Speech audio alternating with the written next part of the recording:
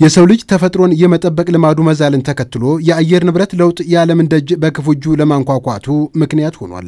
ይህም ሆኖ ኃያላኑ ለመጣው አደጋ በየመድረኮች በቃላት ከመጫወት ያለፈ ቆራጥ እርምጃ ሲወስዱ አይታዩም። ግን ደግሞ ኢትዮጵያ የተራቆተ መሬቷን ልታለብስ የተጎሳቆለ ከባቢን ልታድስ ከተነሳች ዓመታት ተቆጥረው ውጤት መታየትም ጀምሯል። ለዚህ ማሳያችንም ዛሬ በኦሮሚያ ክልል ደረጃ በተጀመረው መርሃ ግብር ሲሳተፉ የነበሩት ግለሰቦች ስለ አረንጓዴ አሻራ ያላቸው ግንዛቤ ቁርጠኝነቱ በሁሉ ለመጽናቱ ማሳያ ናቸው። ከዚህ ከብዙ ዓመት በፊት አካባቢያችን በጫካ ተሸፍኖ ነበር።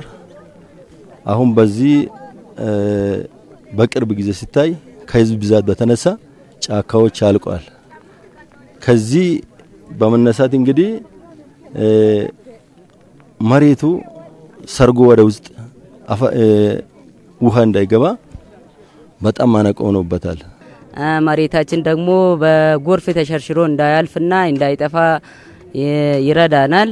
በተረፈው ደግሞ በማገዶ ማለትም በእንጨት ቤት ለመስራት በተለያየ እንጠቀምበታለን። ስለዚህ ከጉዳቱ ጥቅሙ የበለጠ ይሆናል ማለት ነው። አሻራ መገሪሰ ካን እርግጫል ይህን አረንጓዴ አሻራ መትከል ከጀመርን የ7ኛ ዙር ነው። በዚህ ትልቅ ለውጥ መጥቷል። ዛሬ እየተከልን ያለነው ለልጆቻችን ለመጪው ትውልድ ሀገራችንን አረንጓዴ አልብሰን ለትውልድ እንድናወርስና አረንጓዴ የለበሰች ኢትዮጵያን እንዲያስቀጥሉ አሻራችንን እያኖርን ነው። ፊዩኑም አሻራ ከኛ ጎዳ ጀራይቹ እንደ ሀገር የሚተከሉ ችግኞች የኢኮኖሚያዊ ፋይዳቸው የጎሉትን ማብዛት ላይ ትኩረት ተሰጥቷል። ኦሮሚያ ክልል ላይ ያለው ተሞክሮና ልምድም በዚያ መንገድ ተቃኝቶ በአረንጓዴ አሻራ ተግባር ምርታማነትን ማሳደግን ያለመ ተግባር እየተከናወነ ነው። ችግኝ ናቸው። የምግብ አለ፣ የአየር አለ፣ የደንና አፈር ጥበቃ አለ፣ ብዙ አይነት አለ። ስለዚህ ከዚህ ላይ ሁሉም ለጥቅም ሙሉ ናቸው። የምግብ አለ፣ የምግብ ዋስትና ማረጋጋት አለ። አሁን ለምሳሌ ይሄ ብርቱካን ነው፣ የተዳቀለ ብርቱካን ምርጥ ዘር ነው። ይሄ ሁሉ ለጥቅም ሙሉ ነው። ግን ለጥቅም ለማዋል የሁላችን ርብርብ ይጠይቃል። ፕላንቶቹ መተከል አለባቸው።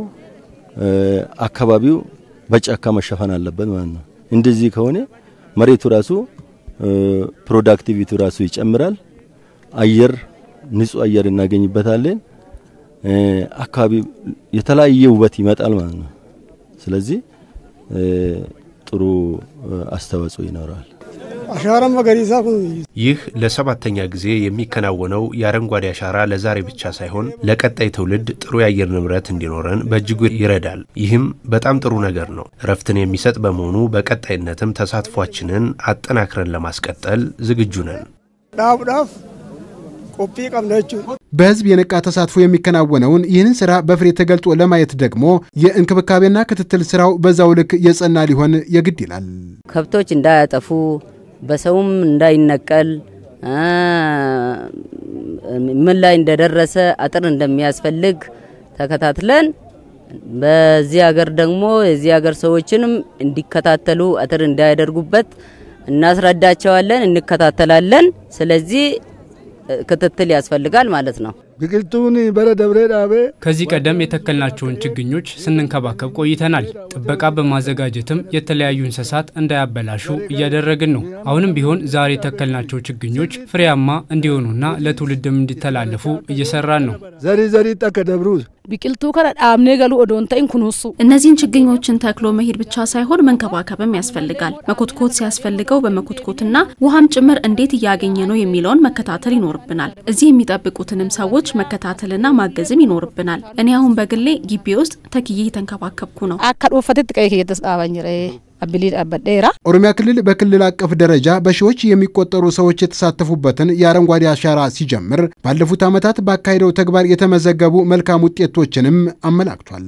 ዳሎና ረጅሩኩን ኡማማ ኤጉ ቆፈዶንታይ ዛሬ ያለው ትውልድ ተፈጥሮን ከመጠበቅና መንከባከብ ባለፈ ተጠቃሚ ሆኖ ለቀጣዩ ትውልድ የማስተላለፍ ድርብ ኃላፊነት አለበት። ክልላችን ባለፉት 6 ዓመታት ውስጥ 23.6 ቢሊዮን ችግኞችን በመትከል በአማካይ 84.5% የጽድቀት ምጣኔ እንዲኖራቸው ሆኗል። ከዚህ ባለፈ በየዓመቱ 14 ሚሊዮን ህዝብ እየወጣ አሻራውን እያኖረ ይገኛል። በዚህም ምርትና ምርታማነትን በሁሉም ዘርፍ ጨምሯል። ይህ ከዚህ መርሃ ግብር ያገኘነው አበይት ውጤት ነው። ፋይዳ ሆጂ ከና ኬሳ ኢሰ ኢጆፍ አንገፋት ክልሉ ችግኞችን በተለመደው መንገድ መትከልን በንቃት ለማከናወን ከሰራቸው ተግባራት መካከል የቀበሌ መዋቅሮች ድረስ ወርዶ የሚተከሉ ችግኞችን በማዘጋጀትና ከፍሬ ማድረስ እንዲቻል አቅጣጫ አስቀምጧል።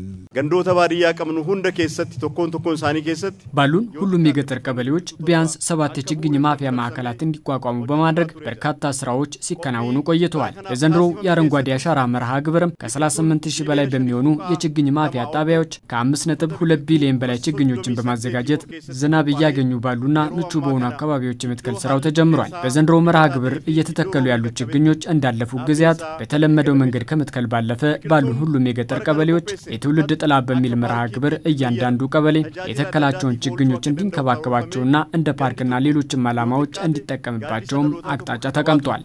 ካየፈሜ ሆጀተማ ጅራ